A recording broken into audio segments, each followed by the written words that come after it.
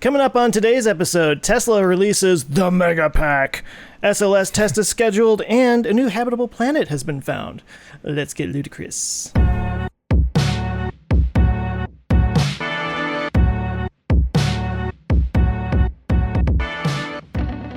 Hey there, and welcome to Our Ludicrous Future. This is the podcast where we talk about all the cool future stuff that's going to happen today that's going to make tomorrow better than today. I'm Joe Scott from the Answers with Joe YouTube channel. With me is Tim Dodd. Hi, it's me, Tim Dodd, the everyday astronaut from Iowa. With us is Ben Solins. Hola a todos, soy Benjamín de San Diego, no Iowa. Y tengo un show en YouTube, se llama Teslanomics. Entonces estoy emocionado estar aquí contigo. How great would it be if we genuinely, it was just Dora the Explorer style or whatever that show is, where like one person just speaks Spanish and they don't like ever address the fact that like they're just speaking different languages at each other? Jane the Virgin. What's that? Jane the Virgin? Yeah, it's a show where Gina Rodriguez is the main character, and her grandmother, her abuela, speaks Spanish throughout the whole show, and they subtitle it, but they never speak Spanish to her. So they always speak English, and she always speaks Spanish. Is that what you're thinking of? I think that's pretty normal, though. Huh. Yeah. I don't know. Never had that happen in my family, I guess. Where randomly one person speaks Spanish for the rest of their life. I don't know. It's common here in San Diego, actually, where, you know, the older generation doesn't speak hardly any English, but you speak enough Spanglish to get by. So, yeah. Spanglish is what gets me, because like in mid-sentence they cross back and forth between English and Spanish, and I know enough Spanish to where I kind of get what they're saying, but it's always kind of like, wait, pick a language. Sometimes it's just easier to say certain things in the other language, you know? Yeah. So yeah, I can imagine. Oh, well, boys, I am back from Texas. I survived your state. I just want to let you guys know that I found out, I think Texas is about the worst state to drive a Tesla, based on my data of people rolling coal and tailing you. I had so many times. That's not normal? No. I had literally I felt like I was trying to get run off the road multiple times. There's one time where a GMC's, like the big GMC truck has those like square headlights. They were so close to me, I couldn't see their headlights in my window. Oh yeah. That's how close they were. So like, I mean, that's literally within a foot or two, or a third or 2/3 of a meter. Like, it was insanely close on the interstate. And I'm just like, this is so dangerous. And then I moved over and he rolled coal on his way by. Just like, guys, what is wrong with you? That was on 35. That was 35, yeah. Yeah. I really want to get a sticker that says, "Made in America, American torque."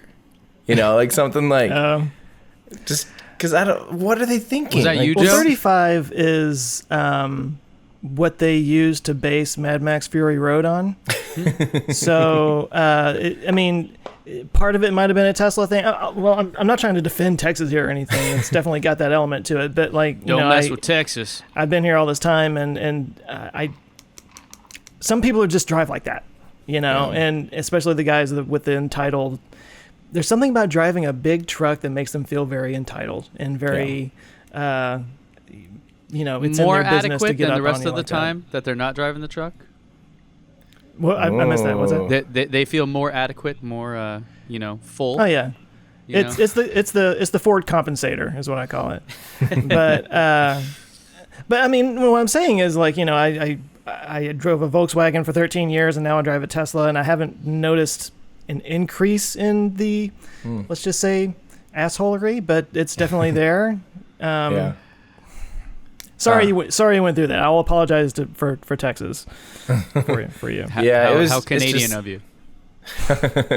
It's just insane to me that that's even in someone's head, though. Like, I'm gonna roll coal because you're not using gas or whatever. Like, how does coal rolling work? Do we know?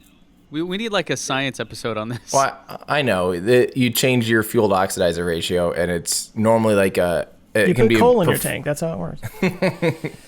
No, you run really when you run really fuel rich, you'll end up getting a lot of excess unburnt diesel. But you can also do that in a way where, in order to like increase the boost of the turbocharger and stuff, they have to change the fuel to oxidizer ratio, and it also bypasses a whole bunch of like all of the things that would make it pass emissions.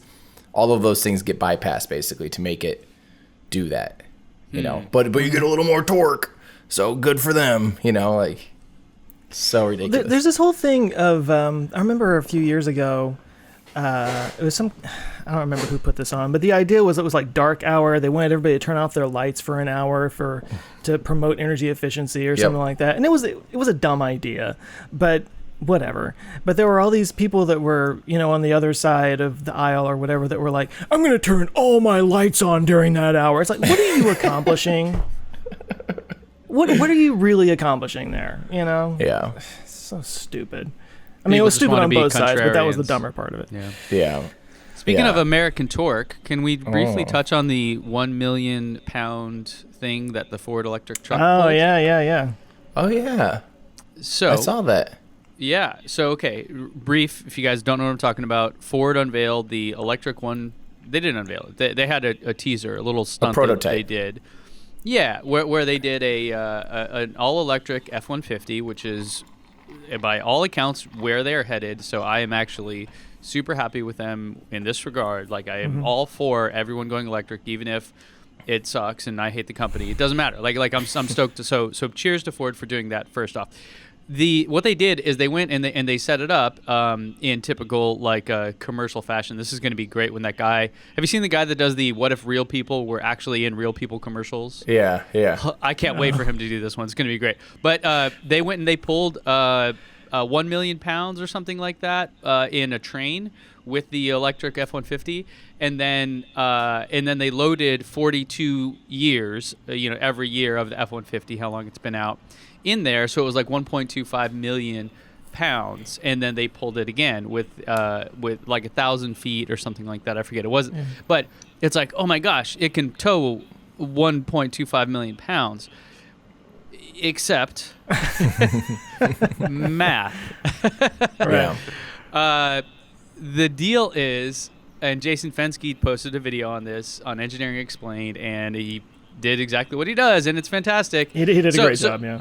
So first off, I thought it was brilliant marketing. I am cheersing Ford for what they're doing. Right.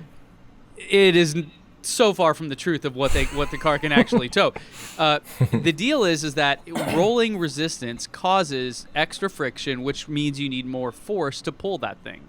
Well, when you have a steel wheel, the train car has that, on a steel track, which is what the train track is, the rolling resistance is like just minuscule. And so the actual amount of force it took to pull 1.25 million pounds was 1,875 pounds of force. So less than a metric ton of pulling force. Yeah. And so like you might be able to do this on a bicycle or something. like you might be able to get the Mountain from Game of Thrones to just do this by hand. With his teeth. Yeah, right. Like clearly a Model 3 or, any Tesla, basically any electric car, probably even like a Nissan Leaf could do this. Really. Now when it comes to actually towing that, no, it's impossible. If that were like 1.25 million pounds in a trailer with rubber tires on an asphalt road, zero chance it would be able to do it. And everyone, it's funny, there were a lot of comments about the tow strap. Well, it turns out because it only requires 1,800 pounds of force to pull it, pretty much any tow strap is going to be able to handle that. So, cheers to Ford for doing that. Really cool stunt. I wish I could go do that in a Tesla. That would be amazing. Obviously I don't have the budget for that. But, unfortunately, math kind of tells a different story there. I really wish that they'd done like, check it out, we're gonna pull all this stuff, all these 42 years, and then show that it was electric. Because instead they were like, but there's something different, and they just show that it's electric right away, and it's like, dang it, guys, you ruined it for us. I mean, it's cool that they're spending money. I mean, because clearly that, and maybe not for them, but imagine how much you'd have to spend to do a video like that, right? You'd have to like rent the train station and get approvals and permits and blah, blah, blah, blah, blah. It'd be like, a few $1,000,000 just to make that ad. So cheers to them for spending that money on it, I think. And I'm showing on the screen here, if you guys are just listening, and I'll put a link to it, the video where Jason breaks down exactly how this math works. So, yeah, American towing. Woo. Let's go. That's crazy. Well, the toe strap was the part that got me. I was like, do you really think that fabric strap could just lift 1.5 million pounds? I mean, come on. Right. Dang. Well, shoot. Speaking of, how about millions of pounds of force? That's a pretty good one. I want to talk a little bit about, we have some exciting news about SLS. And I'm going to go ahead and say it's exciting. We've I think there's been a lot of people, me included, that have shared concerns over NASA's SLS. This is the Space Launch System, which has been perpetually delayed and over budget and everything you can, it's not reusable. This is a rocket that, had it replaced the space shuttle 2 years after the space shuttle retired, would have been extremely welcome. The idea is the space shuttle never got us beyond, about 350 miles in altitude or whatever, 500 kilometers basically in altitude. And the SLS, well, before it was called Constellation, but then kind of got tweaked a little bit. Now it's SLS. It never exceeded, or it was meant to basically get us back into deep space, and it never did. Or it just was perpetually delayed forever and ever and ever. But it's finally, it's so stinking close now to the point where later this year they're going to do a full static fire of it. They're calling it a green run, but it's basically the same thing as when SpaceX does a static fire of their rockets.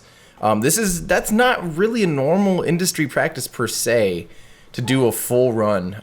They were talking about potentially just taking the core out to Launch Pad 39B, where it will launch from at Kennedy Space Center, doing at most 10-second test fire of this core.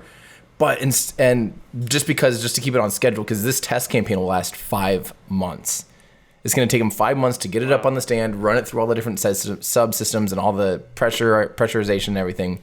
And then if it all goes well and they're ready to do the full test fire, it'll ship hopefully in November or by November-ish, by the end of the year it'll ship, and then a 5-month program. So hopefully by early 2020, they will fire it for 8 minutes basically, or up to about 8 minutes. It normally, a normal mission would be 8.5 minutes.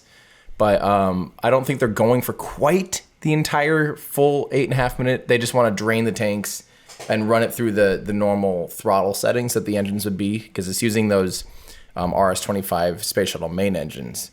So they have a lot of data with those engines, but having 4 of them together at the base of this thing with a huge hydrogen tank, huge fuselage, just making sure that all the boil off, all the thermal conditions are right, all of the torque is correct, everything that they were hoping to achieve. This thing has about 2 million pounds of force, so that's about 2 times that train. That's what they should have done. They should have hooked this up and then had the Ford try to pull it in the opposite direction. There we go. Just do it all with a toe strap. With the toe strap. NASA designed toe strap cost $4 billion. So just so I'm clear, when you say a full test, what does that mean, full test? They will do basically as if the core were flying. They will light all 4 engines, let them run. They'll throttle up. They'll throttle down for max Q. Throttle back up. That's called do they call it the thrust bucket or the throttle bucket? Thrust bucket. Is that what it's called? Something bucket. It sounds awesome, whatever it is. Yeah, where they throttle down for max Q and then throttle back up. They're gonna do that, and then they're gonna let it run for another 6 minutes or whatever. So basically, for about 8 minutes, they're going to have these 4 RS-25 engines firing, going just crazy, giving it the beans. And that'll be nuts, because normally a rocket gets further away from you and it gets quieter and quieter. When a rocket launches, it's the first little bit will be really loud and then it gets quieter as it leaves. Can you imagine? I want to go to this test really bad, because for 8 minutes, there'll be 4 space shuttle main engines. You won't be able to hear after the first 30 seconds, so... Yeah, you'll be deaf, and that'll be awesome. So hold on, I just had a random thought here. So if the Earth gets really, really hot and we need to adjust Earth's orbit, could we not just do this, just strap some rockets down and just blast these things until we run out of fuel and have it like push Earth a little bit further away from the sun?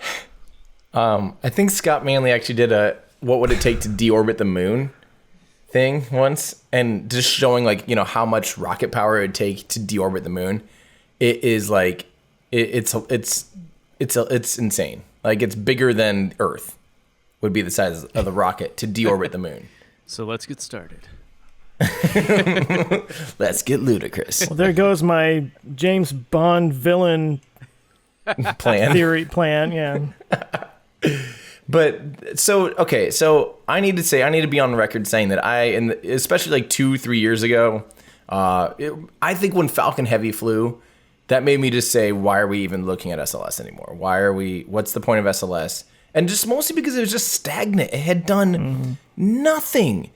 But I have to say that now that they really have the Artemis program pretty well drawn out, and they're working, like, it just seems like they clearly actually are like, hey, we're going to do this, and we're actually going to do it by 2020. This is the first time an administration has said a date that's close enough that they actually had to do something about it. Because normally it's like 10 years out. 10 years out. And they're looking at 2024. That means you actually have to start doing stuff today. And they have been. They've very much been like, all right, let's kick this into gear. They started holding Boeing a lot more responsible for the timelines and the budget. They're making, like, this thing will fly by 2021, and assuming it goes well, people will be riding it around the moon, like, very soon after. And that's exciting. I'm excited about that.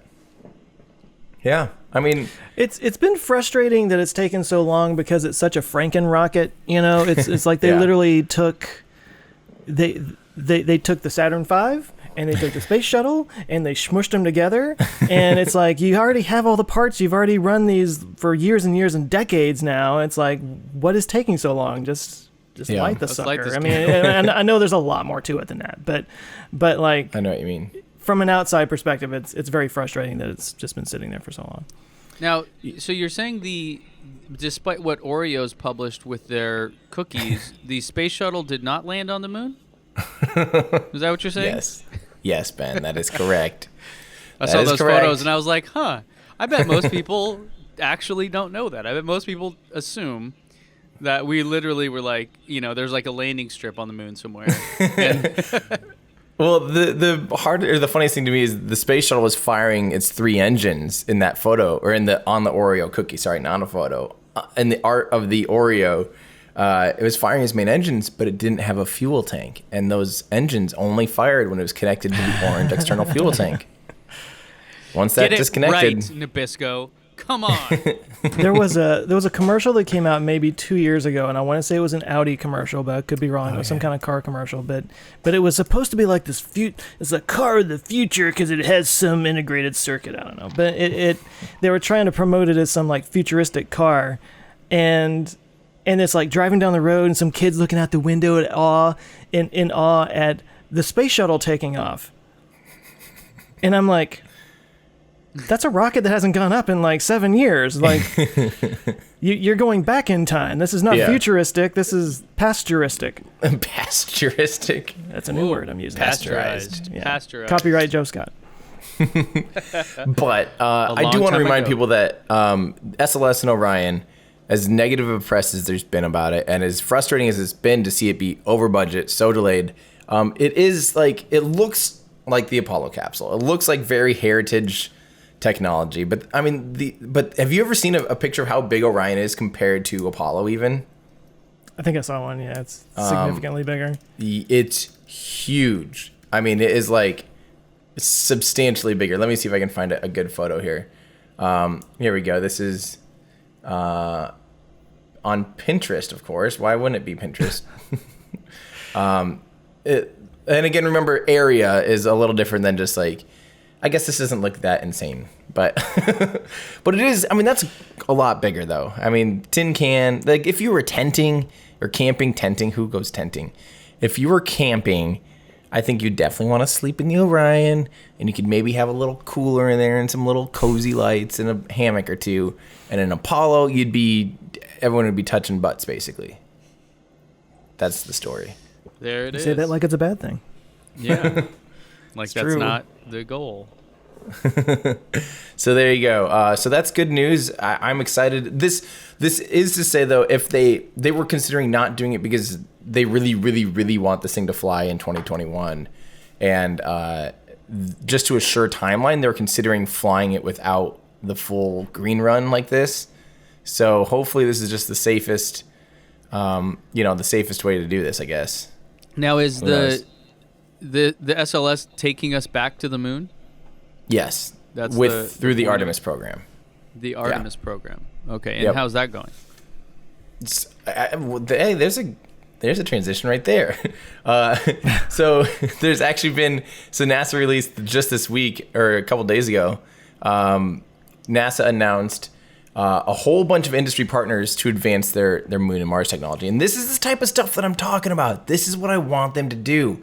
So let me just give you like a quick rundown, because all of these people got some kind of either contract or awarded or even just a partnership. So for instance, I'm just going to read these and bear with me. So for advanced communications, navigation, and avionics, Advanced Space of Boulder, Colorado, got some stuff that could help supplement NASA's deep space network and support future exploration missions.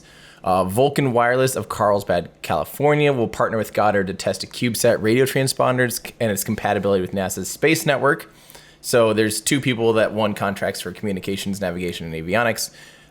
3 companies won contracts for advanced materials. So Aerogel Technologies of Boston will work with NASA Glenn Research to improve properties of flexible aerogels for rocket fairings and other aerospace applications, hopefully getting about a 25% weight savings over soundproofing materials currently used in rocket fairings. So that type of technology could be used for any private industry too. So once it's developed, with NASA, that's something that, say, SpaceX, ULA, Blue Origin could use in their fairings, if this material is promising. So this is the type of stuff that just kind of helps. Another advanced material, Lockheed Martin of Colorado will work with NASA's Langley Research in Hampton, Virginia to test materials made from metal powders using solid state processing to improve the design of spacecraft that operate in high temperature environments. Spirit Air Systems of Wichita will partner with NASA's Marshall Space Flight Center to improve the durability of low-cost reusable rockets manufactured using friction stir welding. And that's actually almost every rocket these days is friction stir welded. So that's awesome. Like, all this stuff is just good. Industry wide, there's a lot more. I'm just going to keep running through these. Entry, descent, landing. Anosphere of Bozeman, Montana will partner with Marshall to test compact hydrogen generator for inflating heat shields, which could help deliver larger payloads to Mars. That's awesome. Inflating heat shields? You can just do that? Hypersonic inflatable heat shields is a really good way to be able to bleed off a lot of speed in a thin atmosphere, because it needs a lot of surface area. Sounds like a why don't they just? It kind of is. It's like it's almost like a mixture between an inflatable, like a parachute and a heat shield. It's almost like the 2 of them combined. So far, it hasn't gone well. The one test that we did, NASA did a big hypersonic reentry with one, and it fell apart. But so maybe Anosphere of Bozeman will get it figured out better. Bally Ribbon Mills of Bali, Pennsylvania, or Bally, I don't know. Bally, Pennsylvania will perform thermal testing in their ArcJet complex at NASA's Ames Research Center. Whatever that is. Blue Origin of we all know who that is, of Kent, Washington, will collaborate with NASA's Johnson Space Center in Houston and Goddard to mature a navigation and guidance system for safe and precise landing at a range of locations on the freaking moon. That's awesome. Sierra Nevada, not the beer company, will work with NASA on 2 entry, descent, and landing projects. The company will partner with Langley to capture infrared images of their Dream Chaser spacecraft as it re-enters Earth's atmosphere, traveling faster than the speed of sound. So that's great. Sierra Nevada will also will mature a method to recover the upper stage of a rocket using a deployable deaccelerator. So that's kind of the same thing that the Anosphere is working on. That'd be like a deployable, heat shield type of thing. And then SpaceX of Hawthorne, California, will work with NASA's will work with NASA's Kennedy Space Center in Florida to advance their technology to vertically land large rockets on the moon. This includes advancing models to assess engine plume interaction with lunar regolith. This is a big concern, actually, that I hadn't really thought of until I had a conversation with an individual that I don't know if I can say who, raised a lot of concerns about. So even when the Apollo lunar landers landed on the moon, they kicked up a lot of dirt, a lot of regolith that stayed in orbit for like a long time because it's just sitting there, gets kicked up by the engines. There's no atmosphere to slow it down, and they also get statically charged, and so they actually would like just kind of get stuck as like bullets flying around the moon forever. Yay! And yay! That's all we need. Think about how tiny those lunar landers were compared to something like Starship. So if SpaceX is going to land Starship on the freaking moon, think about how much more regolith that's going to kick up. Could this be a defense system against a giant asteroid coming to get us all? We just have all the satellites floating, just hit it, try to like deflect it, or like go kick up a bunch of lunar regolith and try to like aim it. No. Why do you guys shoot down all my ideas? I'm out of here. You are a child at heart, and I love it. Nothing you said made any sense. Okay, let's keep going. A lunar regolith cannon. He just heard bullets forever and was like, "Yes, let's do this." He's like, let's shoot him at an asteroid. I love it. Okay, in space manufacturing, Maxar Technologies of California will work with Langley to build a breadboard, a base for prototyping electronics for deployable semi-rigid radio antennas. Power, Blue Origin will partner with Glenn and Johnson to mature a fuel cell for the company's Blue Moon lander. That's awesome. Maxar also will be testing lightweight solar cells for flexible solar panels using facilities at Glenn and Marshall. Propulsion, Aerojet Rocketdyne of California and Marshall will design and manufacture a lightweight rocket engine combustion chamber using innovative processes and materials. So that's awesome. Blue Origin will evaluate and mature high temperature materials for liquid rocket engine nozzles that could be used on a lunar lander. Colorado Power Electronics of Fort Collins, Colorado will partner with Glenn to mature power processing unit technology for Hall thrusters, which is super cool. It's a type of like ion thruster basically. And SpaceX will work with Glenn and Marshall to advance technology needed to transfer propellant in orbit, an important step in development of the company's Starship space vehicle. So that's something that they've talked about. And lastly, Lockheed Martin will partner with Kennedy to test technologies and operations for autonomous in-space plant growth systems, integrating robotics with plant systems that could help NASA harvest plants on future platforms in deep space. So ton to go. I mean, every one of those things we could talk about for almost 5 minutes, but look at how many things they've invested in now. And a lot of these things aren't necessarily like a financial investment. Like I think both of the SpaceX ones, for instance, were basically like, hey, come use our facilities, use our resources, but we're not going to like pay you a contract to do this. But now they have access to, especially with the, like SpaceX is working on transferring propellant in orbit between their Starships. They're going to go butt to butt and then transfer propellant. NASA actually had looked at doing in-orbit transfers. So it's just it's cool that NASA is like directly supporting a lot of really important technologies, and I just think that's awesome. So this is, again, like the stuff's all coming together. Money's getting moved around, and companies are working on advanced materials just like I've wanted them to do for a long time. SLS and Orion are ramping up and actually becoming a thing. I mean, everything is just like, holy cow, stuff is happening. Progress is being made, and it really feels like we actually will start seeing humans freaking not only fly from the US soon again, but hopefully seeing humans head off to the moon like very soon. I guess very soon as in 5 years. Doesn't it feel kind of like we've been in an incubation period for the last 7 or 8 years, and everything's about to like explode from the cocoon soon? Yes, it does. Yeah. And that's very exciting. So real quick question. The Blue Origin's Blue Moon thing, they had that announcement. Like, does that have anything to do with this, or is that their own deal, or like what would that even go up on? Like, what was up with that? Yeah, so I got a little bit of info from I met with a NASA astronaut, Randy. Oh God, I'm blanking on his last name. He's flown like 3 times too. He was. We kind of were talking about Blue Lander and stuff like that, or Blue Moon, the lunar lander. Basically, the idea for now is it's like their proposal to hopefully win a contract from NASA for the Artemis program. Like if they have a bunch of skin in the game already, and NASA does procure them to be like, hey, listen, all you have to do is you have to meet us at the lunar gateway with your lunar lander, and you'll make a bunch of money for it, right? And what it would take, though, it would take at least 2 launches of a heavy lift launch vehicle. So their New Glenn, would have to launch Blue Moon up into orbit, and then it'd have to rendezvous and dock with a kick stage to get it out to lunar orbit. And then once it's in lunar orbit with the gateway and all that stuff, then an SLS, an Orion spacecraft would go out and dock to there. They'd transfer crew. 2 people would stay on the lunar gateway, and 2 people would make it down to the lunar surface again. And it's just really exciting. So speaking of a rendezvous in space, maybe it's time for Why Don't They Just? Why don't they just? Why don't they just? Why don't they just? I promise, guys, I'll make a stinger for that someday. I think you just did. Before or after SLS launches? It'll be an ongoing joke. Like, I'm working on it, I swear, guys. Still there. Okay, so this is a good Why Don't They Just from Milo's J at Wit Milo's.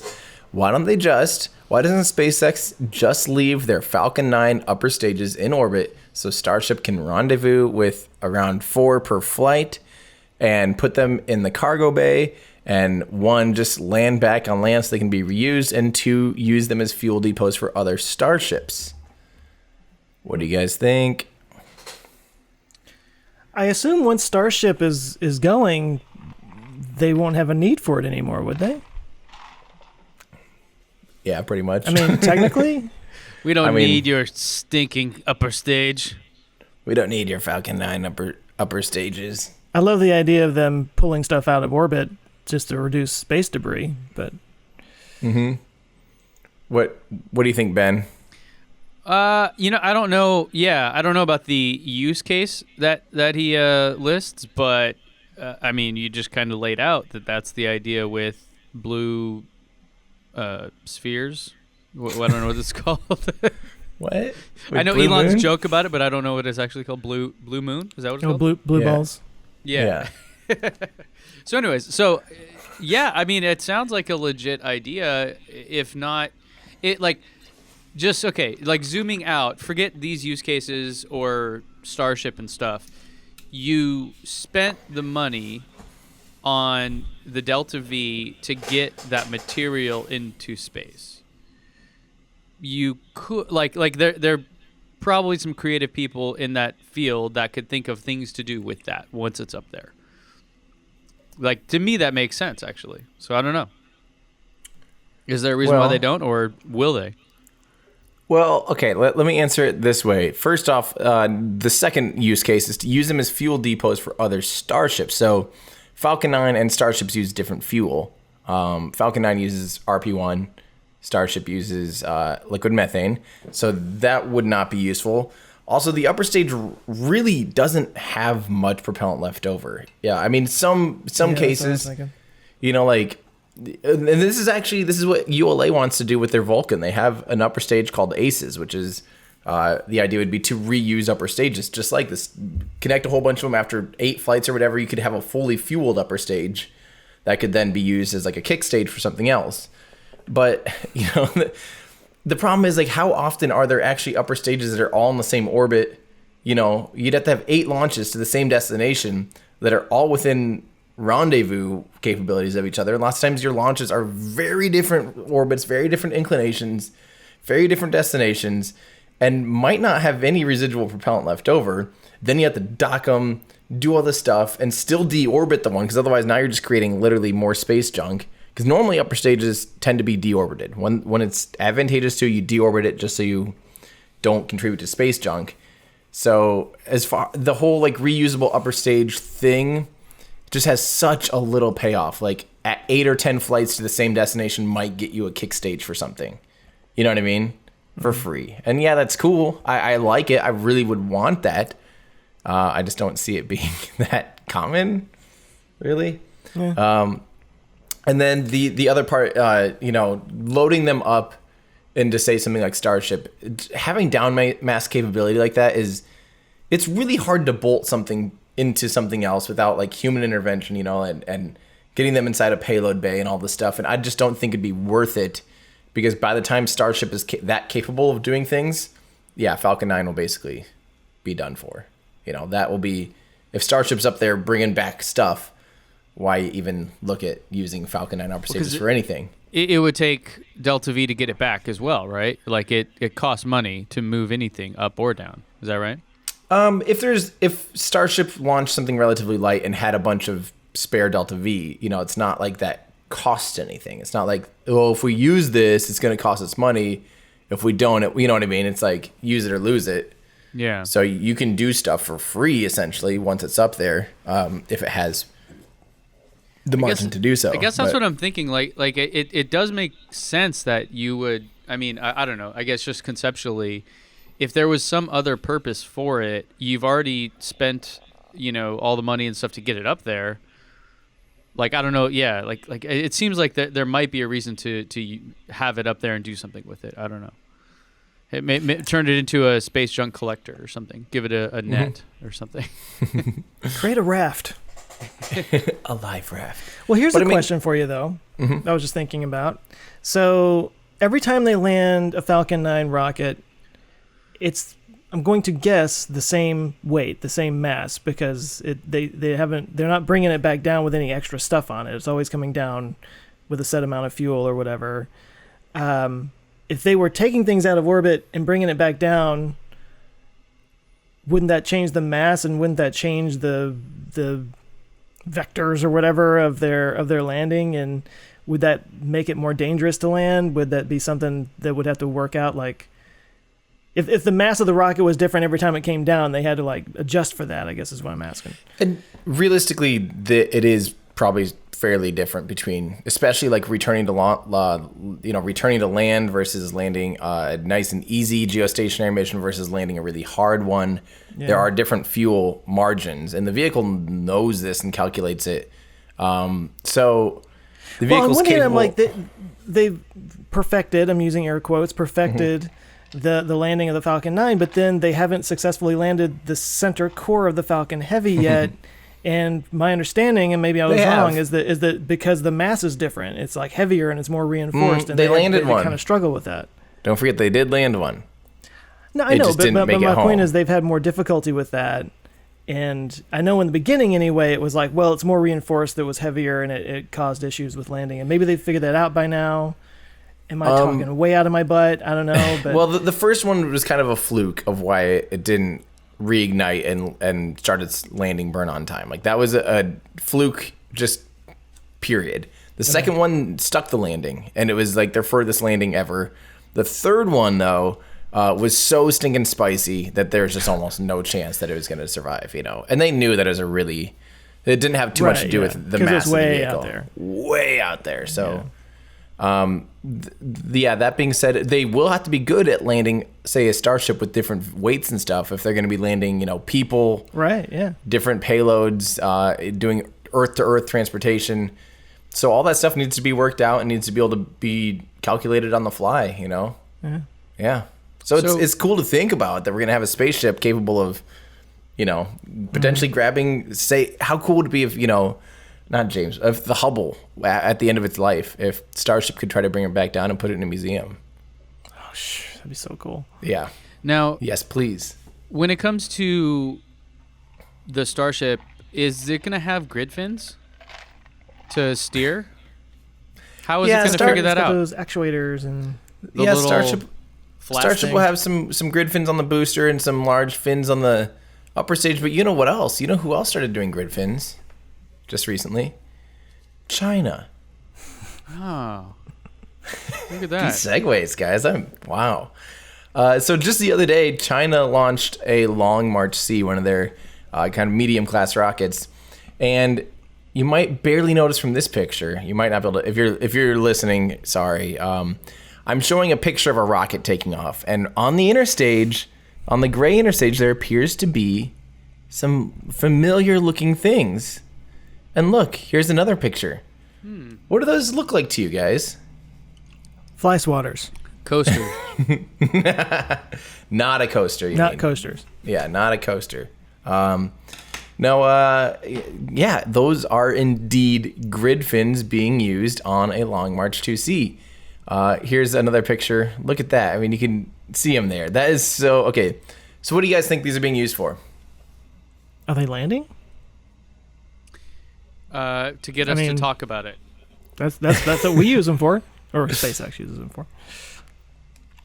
Well, they're using them in a way to steer, and in a way to maybe not land might be a bad word. They're using them to make sure they don't crash their rockets on villages. Pretty cool, actually. Okay. So are they not launching near the ocean? Are they inland? Okay. Yeah. Yep. That makes sense. They have done for years. Just dropped. Have you never seen pictures of this? Like Chinese like rocket land boosters. in the middle of the country. I somehow missed the. This is nuts. Chinese They just rocket let them crash fall in the freaking. Hang on. Oh, you're gonna love these pictures. If you just type in like Chinese rocket, this is their plan. When a booster is done, look, boop.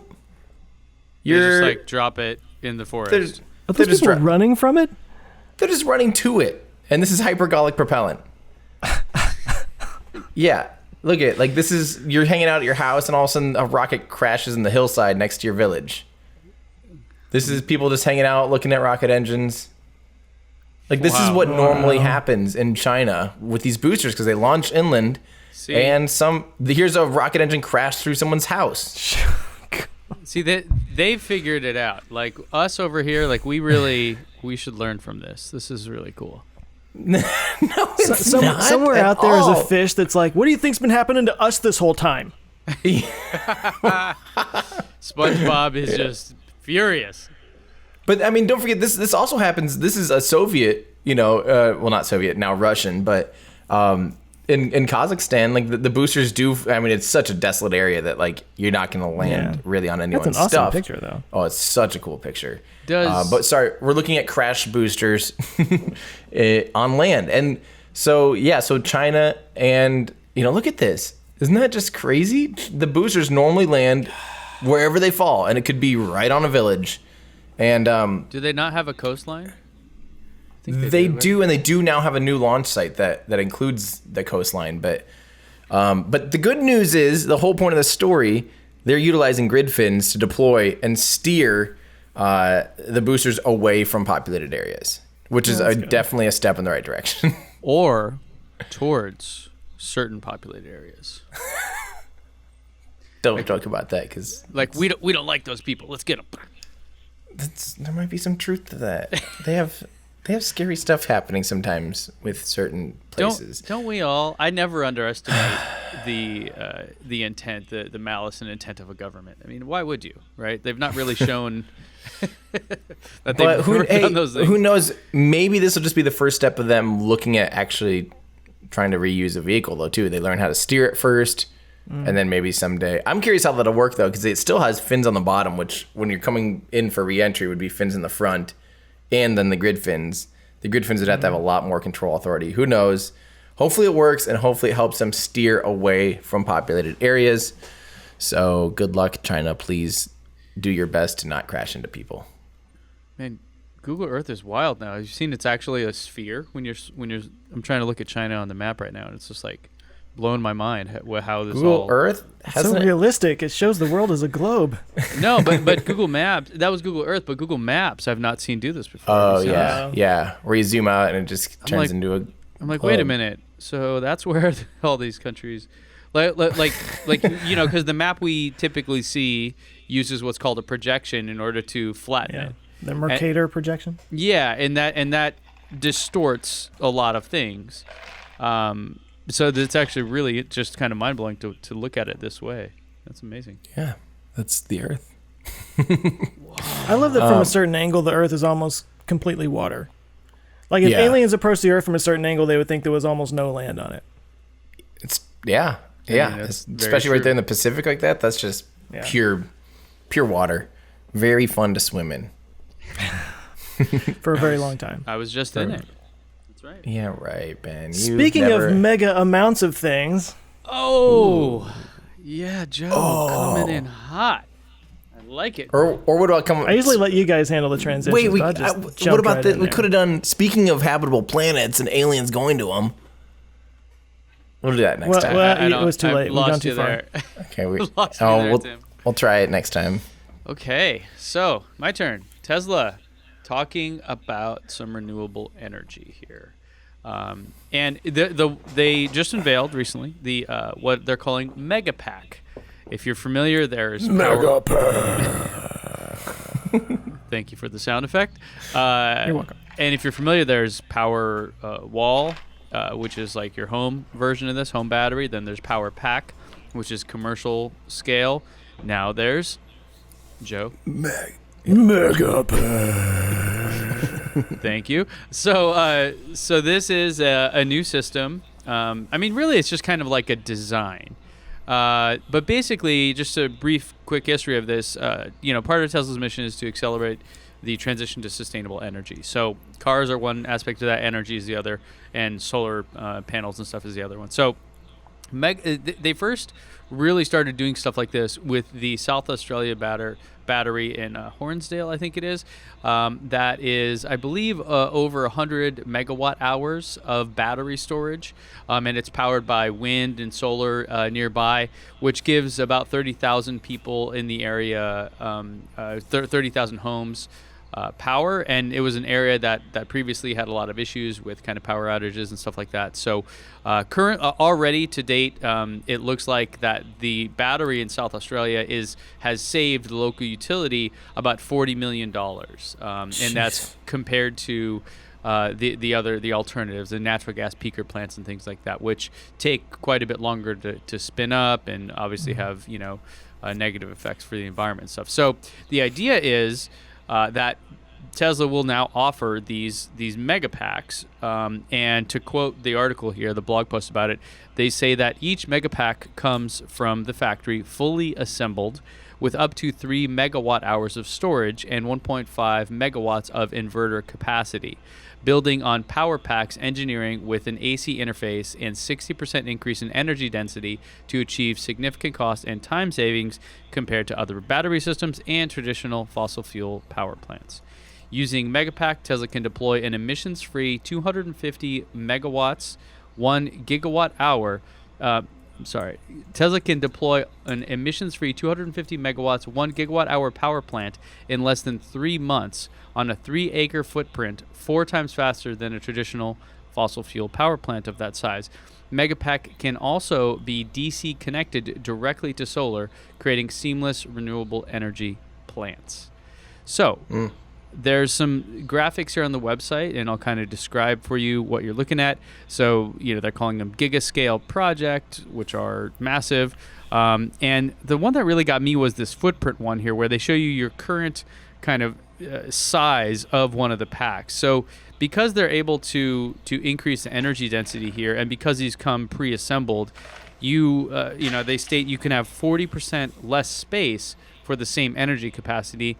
And then, of course, it supporting a DC connection, that means that if you have an existing solar farm or something like that nearby, you can, literally just have the solar farm, go to Tesla's website, enter your credit card, and bam, one of these will show up ready to go.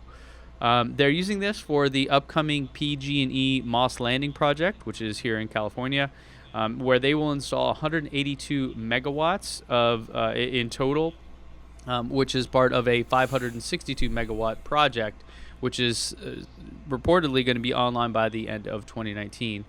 Now, one interesting point as well is that just like our cars, which get software updates from over-the-air, Megapack also will get over-the-air software updates to improve efficiency and stuff down the road. So yeah, it's crazy. A little buy button. Here's the deal. Aren't they like, I don't get why they're doing this or like talking about this when they can't even keep up with like cell production anyway. Yeah. That was my first thought, was like, where are you going to get these battery cells? Maybe they already have them. I don't know.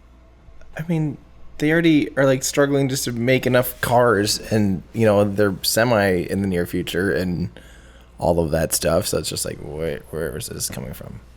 Yeah. What do you think, Joe? Sort of off topic, but not really, but sort of, but kind of, but not really. I read an article, and I can pull it up. I just found it a second ago, that the Bloomberg put out about that there's actually a lithium boom that has surpassed the battery production. Like when all the EV stuff started spinning up, all these new lithium mines opened up, and now there's actually like a surplus of it.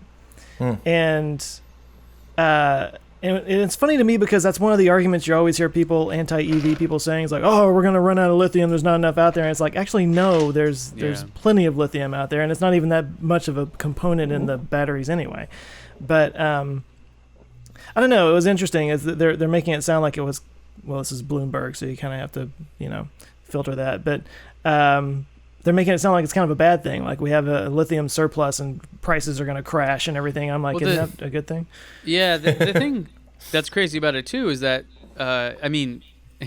there's so many, there's a big disconnect here, especially with the people that are anti-EVs without cause, without real reason, is that lithium batteries have been used like for a long time now in virtually everything you own.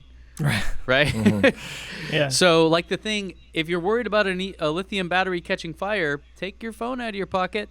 Don't drive with it. Oh, you have a laptop? That's got one too. Like literally every smart thing that can be charged is likely using some form of lithium battery, right? There's different versions of it and stuff. But yeah, the real scarce stuff, as far as I understand, is the cobalt. That's the one where there's some, from stuff I've read, some controversy around, and so some legit concern for, which is where Tesla's talk a lot about the getting it down to almost zero cobalt in the cells, and then also where people look at the dry electrotech from Maxwell, which they haven't really talked a lot about. And still kind of up in the air how that's going to play. But yeah, and I think I did this in a video where if you look, because there's data on this about how much lithium production we have currently. I think we were good for the next 40 years. It seems like I read that what we have in reserves right now is enough to make every car an EV for like a decade or something like that. Yeah. So that's like the litmus test for me, or maybe the lithium test for me, is whenever somebody says something about like, oh, there's not enough lithium, it's like, you don't know what you're talking about. Like you just straight up don't know what you're talking about. And for anyone listening that doesn't understand how lithium is mostly extracted, it's not mined. There are some mines, but the vast majority of it comes from salt brines. So basically, it's this like salty water that has the metal in it, and it's like just dehydrated essentially. Yeah. So there's a big one in Nevada, and then I think some like 60% or more of the world's lithium supply comes from the Atacama Desert in Chile. So it's one of those things where there used to be, and I did a whole video on this a long time ago about. There was this meme with this actual copper mine that was like, your EV is killing the planet. But really, when you think about, and lithium was a thing, like lithium, and of course everything, causes CO2. There's nothing that's really, well, with the exception of like a carbon neutral thing. But generally, extracting any mineral or material is going to create something.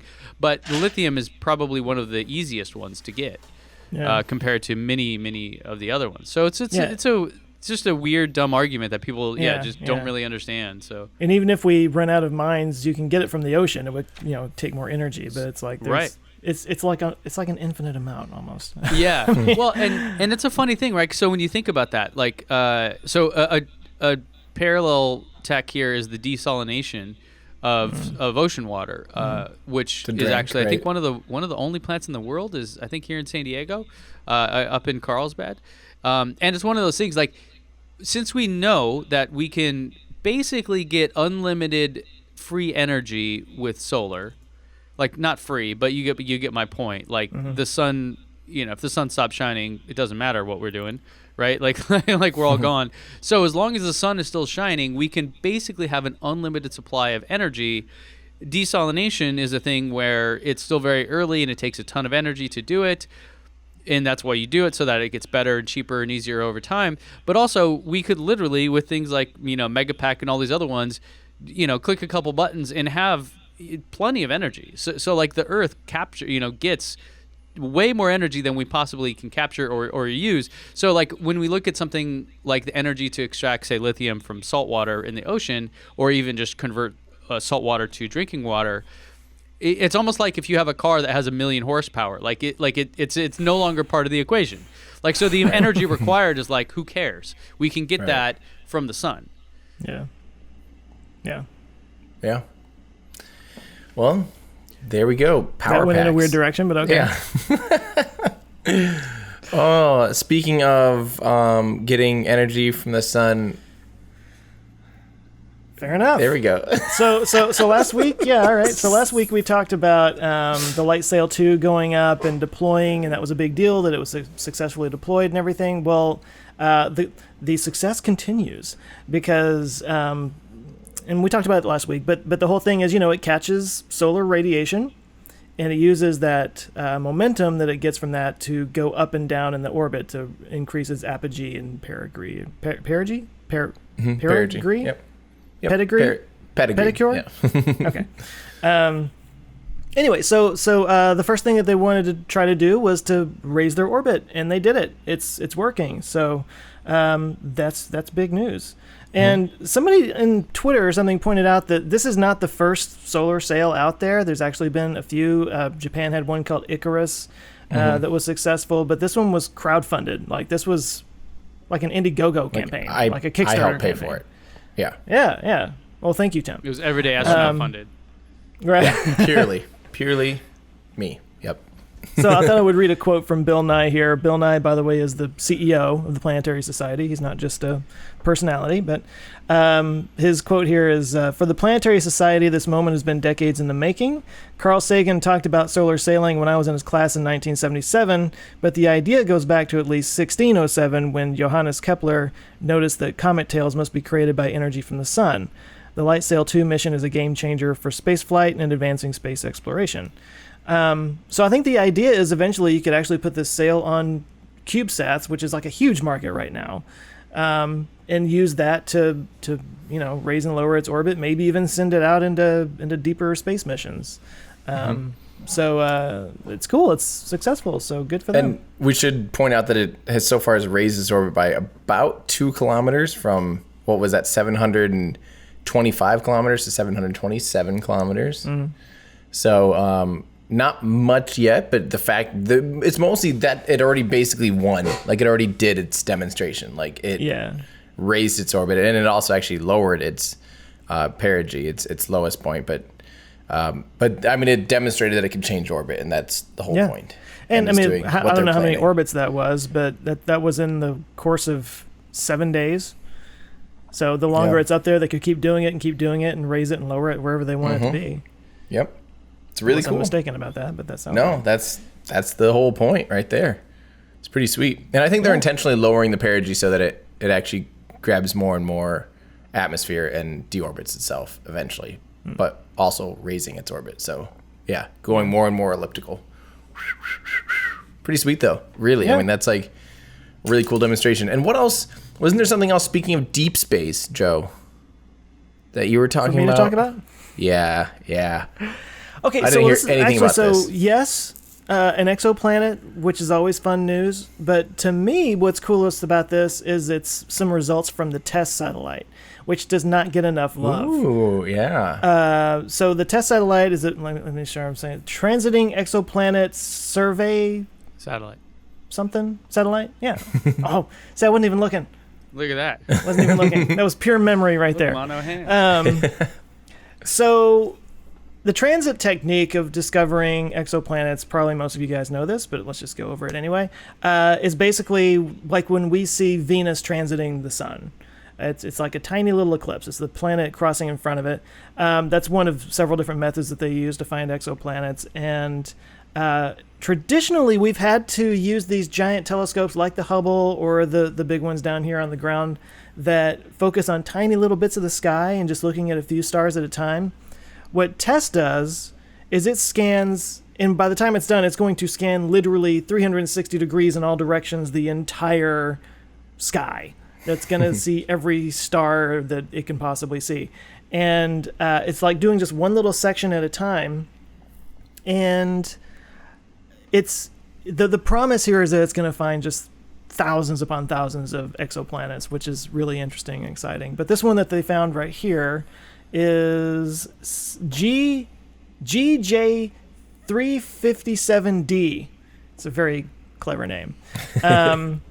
And it's 31 light years away, which is actually one of the closest potentially habitable exoplanets they've ever found. It is 6 times the mass of Earth, which is still quite a bit bigger than Earth. But it could potentially have water. It's in the habitable zone of its planet. The more they look at it, they'll be able to see, possibly by seeing what kind of alterations come from the light going through its atmosphere to be able to tell what's in its atmosphere. Is that what it's called? Spectroscopy, yes. Yeah. Thank you. So if it has a dense enough atmosphere, it could possibly have water, and if it has water, it could possibly have ice, Life. You life. You mispronounced life. It could have life cereal on that planet. Is this in Alpha Centauri? Well, of is course. that where it's at, or do we know? What is the name of the star? Actually, I don't see the name of the star here. It's Probably in the Hydra constellation, if that helps. That doesn't help me at all. I'm bad at astronomy. Don't make Hydra. Lost reference. Love it.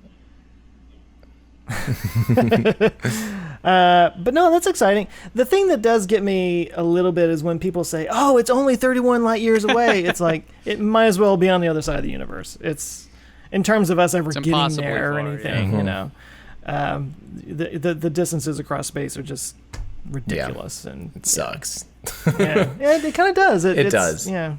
It really sucks. Makes me feel lonely. So even we were to send, we were talking about solar sailing and using lasers to get something like, even if you get something like 30% the speed of light, like that's really fast. We've never got anything near that fast.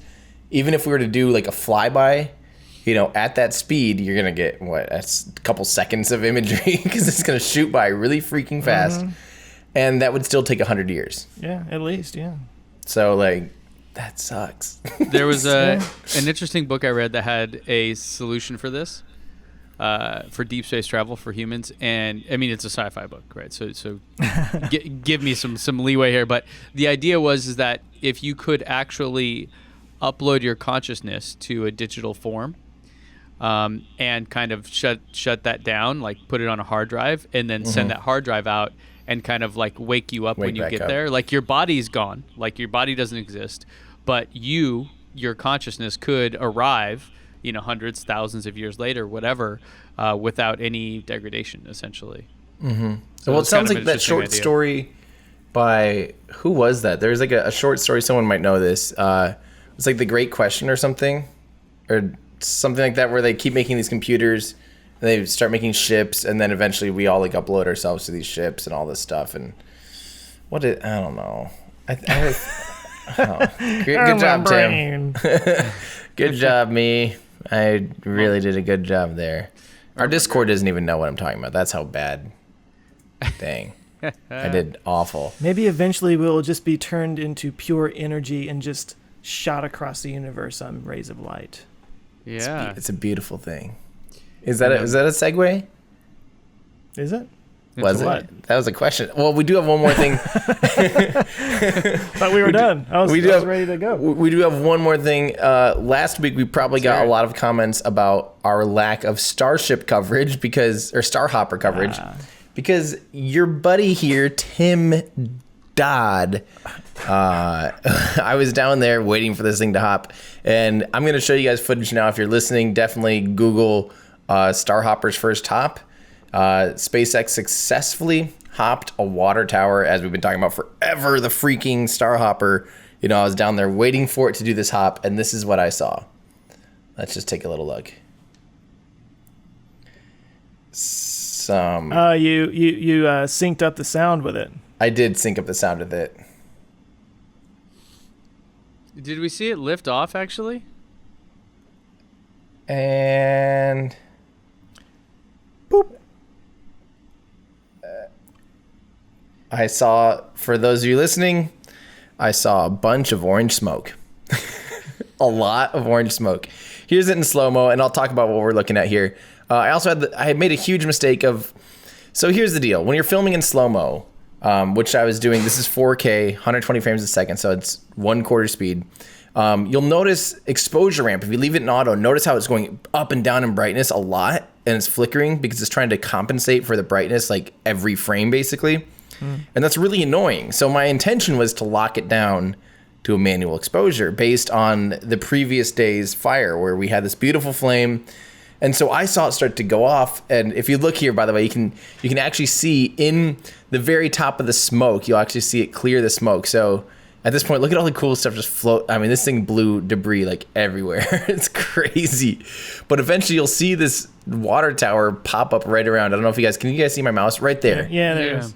You can see that's one of the COPVs, one of the pressure vessels on the top. You can see it clear the smoke there and go up. How epic is that? It just barely made it above its own like exhaust plume. Hello there. Yeah, hi. And then all of a sudden you see it go completely black. That's because at that moment, about 8 seconds into the flight, I switched it out of auto exposure into my locked preset, assuming it was going to be bang on for the flame. Come to find out it was just pitch black. So that was purely my fault, obviously. Next time I'll leave one in auto and I'll leave one in a manual lockdown. But it was successful. Everything went well except for there was a large grass fire. Did you guys see that? Yeah, and I saw the headlines from CNBC that were like, SpaceX starts a fire. That's what they got out of the whole thing. Oh, yeah. Were there any other angles? Did SpaceX publish any footage of it? Of Starhopper? Yeah. Yeah, they did. I probably should have had that pulled up. They had a drone Didn't shot. They have one from underneath? Didn't they have a camera like under it? Yeah. I saw that somewhere. Yeah, Elon had some pretty slick imagery of it. Here we go. Here, let me pull this back up. I mean, there is some really cool footage. So here's the engine shot. That's what I'm thinking of.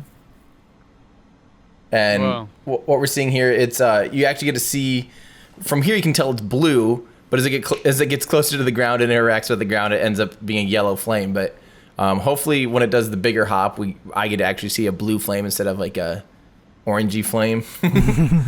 But was there only one engine? There's only a single engine. Oh, yep. Wow, okay. I thought they were doing 3.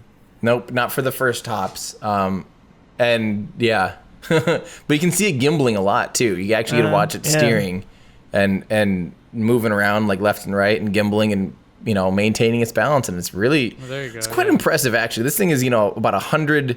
Whoa, did you see that? I never noticed that big like piece of cardboard or something. Watch, there's like a big something that's like pushed up right there. Look at that. At the bottom, something gets kicked up like by the mattress.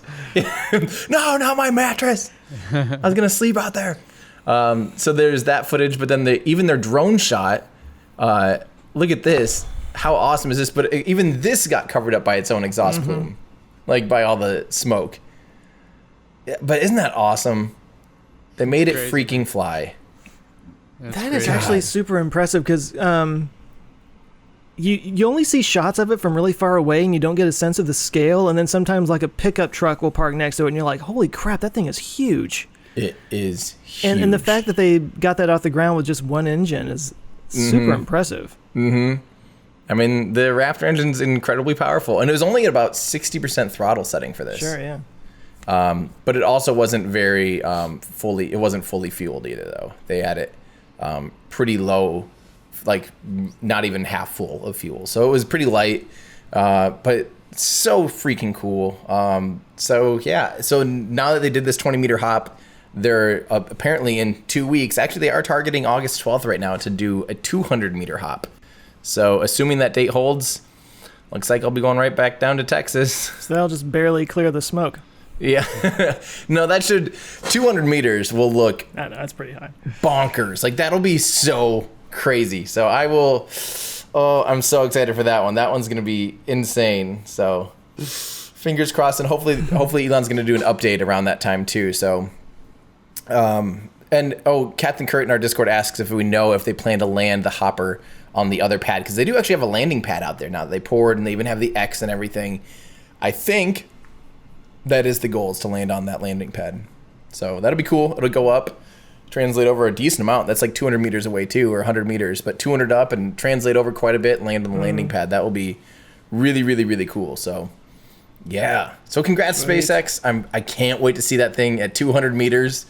Oh, with its exhaust, and I'll be filming it in slow-mo and crapping my pants a little bit. So I think something like probably, we get this, and probably most people listening do as well, but the whole point here is that this is a new engine that they built, right? And that's going to be used in the Starship that's going to take us to the moon.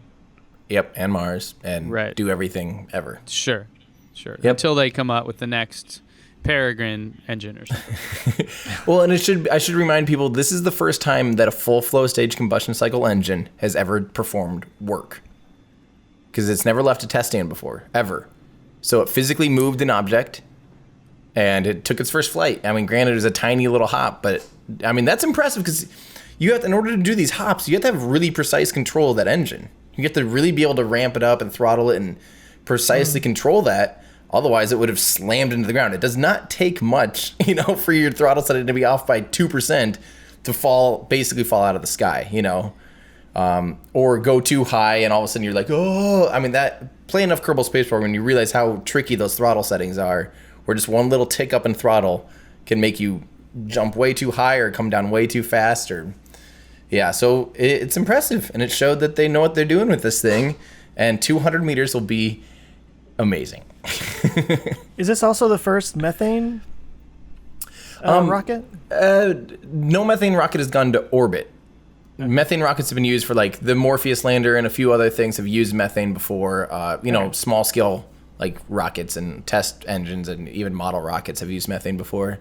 But so it's not really breaking any records there or setting any new milestones there for methane, but just the fact, once it does do an orbit, or orbital class, it'll be the first methane rocket, I think, to go to orbit. So cool. Yeah. So we'll see you in Tejas. Again, looks like I'll just be camping out. I might as well just live there now. Just go ahead and start the next live stream. Might as well. I mean, there are a couple live streams that are just full 24 hours of Starhopper. Well, didn't Bjorn do that? The Tesla guy he would do these like road trips, and he would stream the entire way. It'd be like an 18-hour road trip, and he'd be streaming the entire time. I don't know.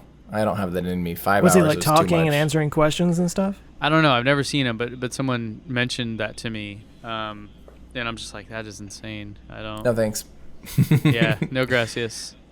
Well, CGP Grey did that just kind of randomly. He was going across like Nevada or something like that. Nevada, whatever. But yeah, he just like had this front camera recording this drive, and everybody's like, what the hell is going on?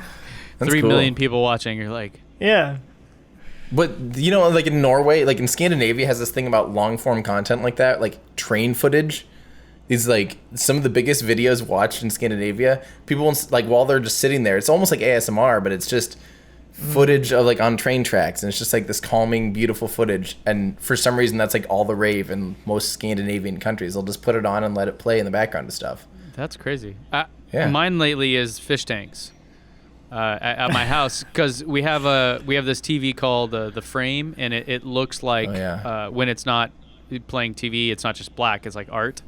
But I'll come home and I'll just put on like a tropical fish tank thing, and there's no sound, so it's you play your own music or whatever, but it looks like a real, because it's like super high def, so it's like it looks really good.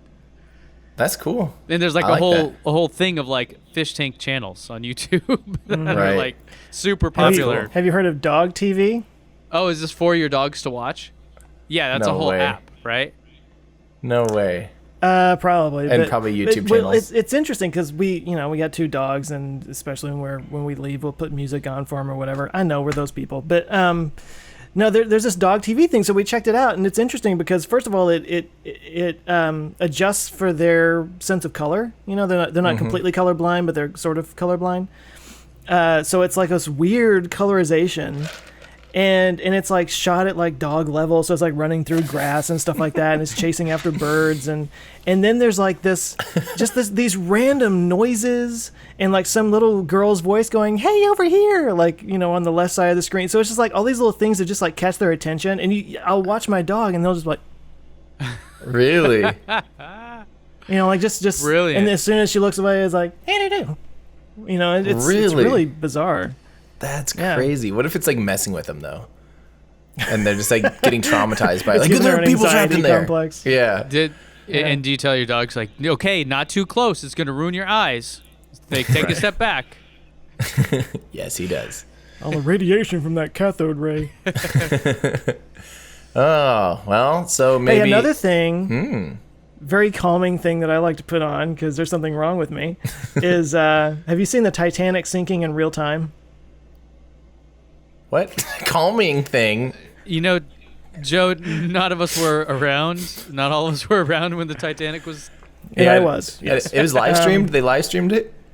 Yeah, they live streamed the Titanic sinking. No, it's a computer animation. I think it was for the 100th anniversary of the sinking, so that was like a couple years ago. But they animated the entire like from the moment, like in the first 30 seconds or a minute, it hits the there you go. Yeah, exactly. It's 2 hours and 40 minutes, and in the first minute or so, it hits the iceberg, and then it just like shows, and it has a little timeline, and it shows like all the things that happen along the way. And you watched this.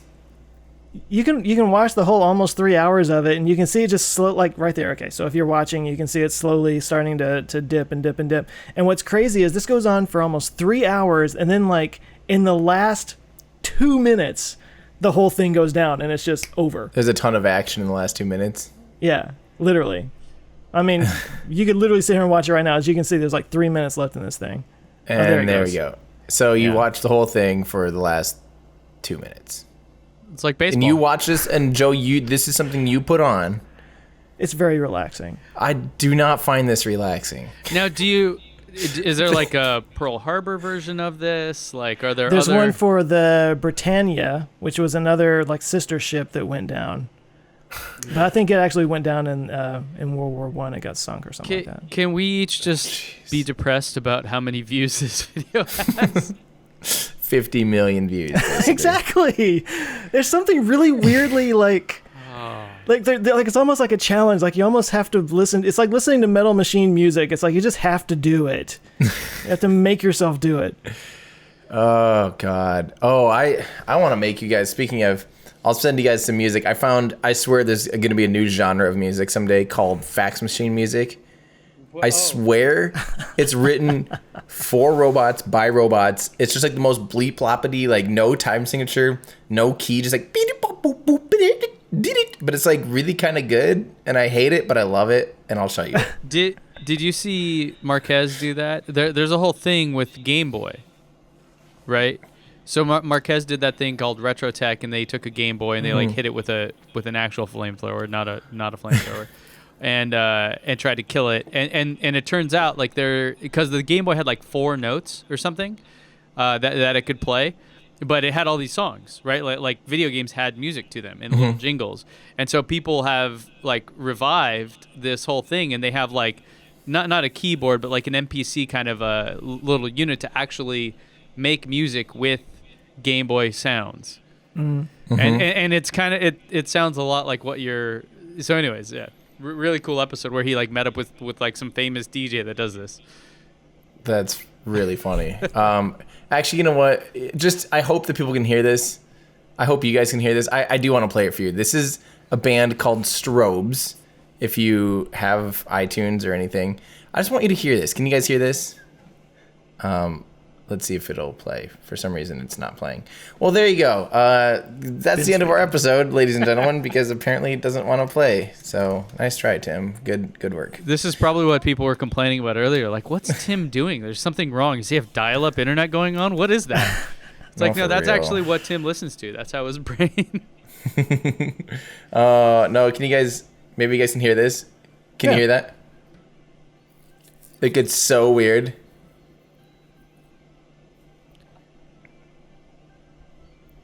Here we go. I'm going to fast forward a little bit.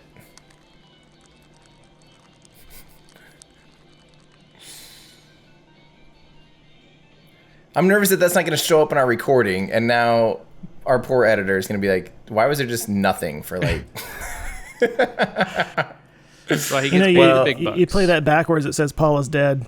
That is officially what I'm coining as Fax Machine Rock. So there you go. Have you heard of a band called Battles? Oh, yeah, it sounds like Battles. Yeah, A little bit. Battles sounds like I love Battles. And this was like rock is what they call that. That was like Tim's into that.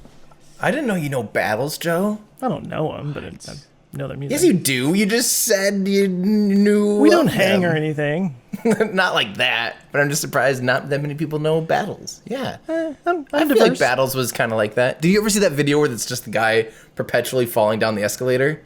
No.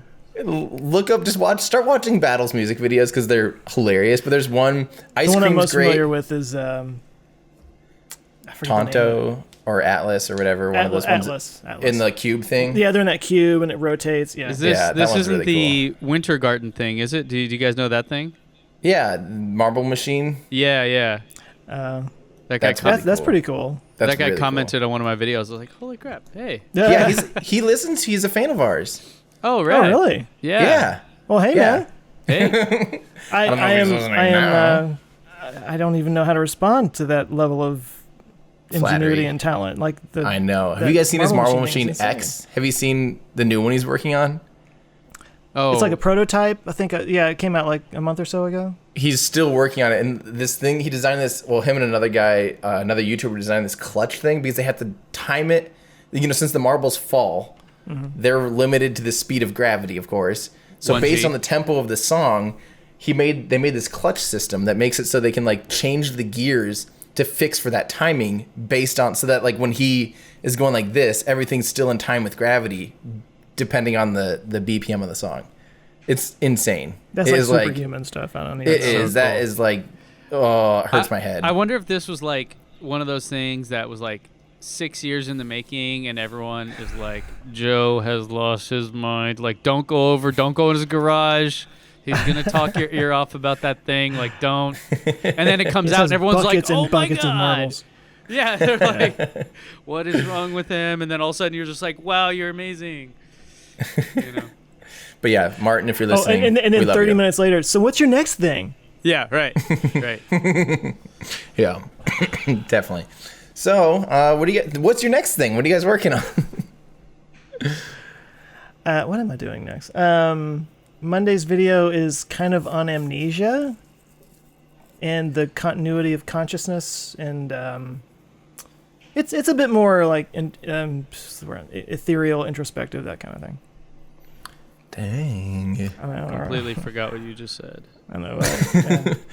Yeah. Good work on the Neuralink video, by the way. It looks like that one's doing really well, and Yeah, it did pretty it was good. a really good overview of it too. And I like that you kept reminding people the importance of, like what this will mean to people that are missing, the connection to their bodies and things like that. I just hated all the headlines that were like, Elon wants to tap into your brain and turn you into a robot. It's like, no, actually, he wants to let paralyzed people, Function. do things. Yeah. Yeah. Actually, that's what they're trying to do. That does scare the hell out of me, thinking that non-paralyzed, like if there's like the reason you laid out that sounds awesome. Yeah. The regular people doing it to enhance cognitive function or whatever scares the hell out of me. Right. One part in the video, I think you said something like, you will consider it, like you can say no now, otherwise you'll get left behind. I'm like, might be cool being left behind.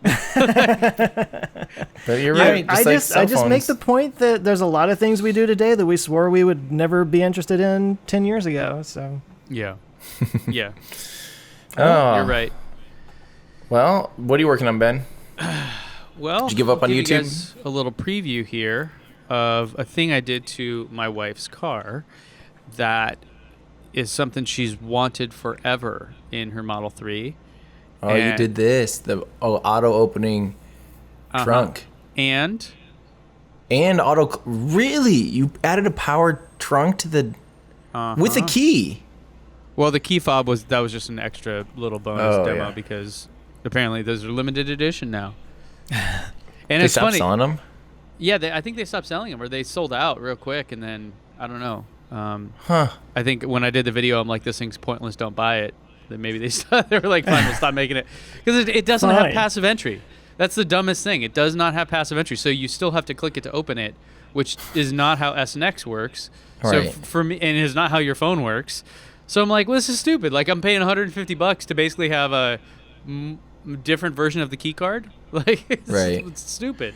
Can I say I'm mad that the Model 3 or S and X don't have like a, where you go up and kind of like kick at the bumper and it opens the trunk. Like that is such a good feature. Like my BMW had that, and I really miss just being able to walk up to it and, kick at the trunk and have the trunk open. But Hands-free. Wait, Tim, there's more. Oh, by the way, for those of you listening, Ben was showing off that you can click the key, but now he's showing off something where he goes up and humps the license plate. So is that just going to happen every time you get near the car? So if a dog runs under there's your a car? button. Oh, it's got a What nice the little button heck? there. That's new. Are you kidding me? Who did Evie West did this? Well, me and their owner Michael did it. He did. Oh, you'd make it where you still swipe your feet like you would with a. Yeah. Dude, no way.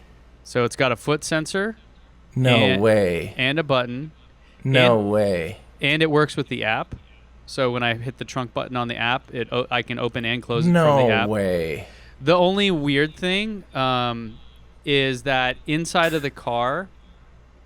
So when you're inside of the car, you hit the control screen. You hit open on the trunk. Mm-hmm. It obviously opens and it does the power lift gate.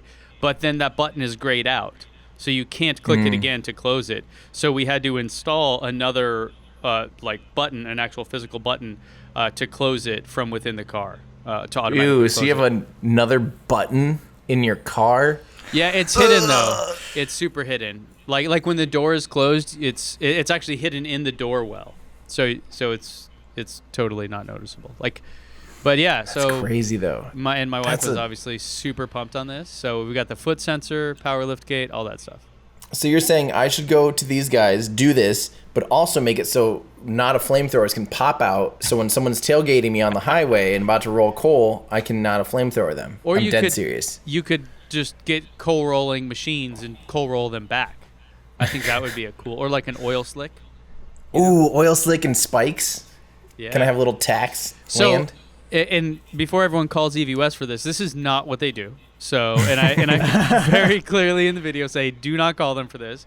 What they do is if you have an old classic car and you want to convert it into an electric car, like when I was there, they were working on a DeLorean and they have these old Porsches and stuff.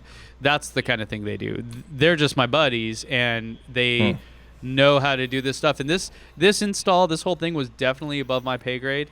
But I will say the guys that make it, who's a company called Tesla Offer, they're from Hong Kong. They did a great job putting a kit together, and obviously big thanks to them for sending it over. I wasn't sure it was going to work, but we probably over-engineered it a little bit compared to what they sent over. Because I'm there with the guys at EV West. They're like, why did they have you do it this way? They're like, no, we're going to solder this. We're going to do this for real. So I definitely, and that's what they helped with mostly was figuring out how to do all that. And then, and I did a lot of the manual work, hey, rip all those panels off, run this wire through the entire car, blah, blah, blah. So yeah, it was awesome. Little fun project. I can't wait to see it all put together and done and official. That's sick, man. And surprisingly, Jenny yesterday texted me and she was like, the foot thing worked. Because we had a really hard time with it. It wasn't working. And it's kind of like a thing where you have to have it, you just have to learn. You ever have a door or something in your house that no one else can unlock, but you know how? It was kind of like that. The footwell thing, the foot sensor is you kind of have to do it just right. But she texted me yesterday, she had a handful of groceries, walked up to the car, did that, and she was like, it was amazing. So that's cool. Yeah. That's really cool, awesome. Actually.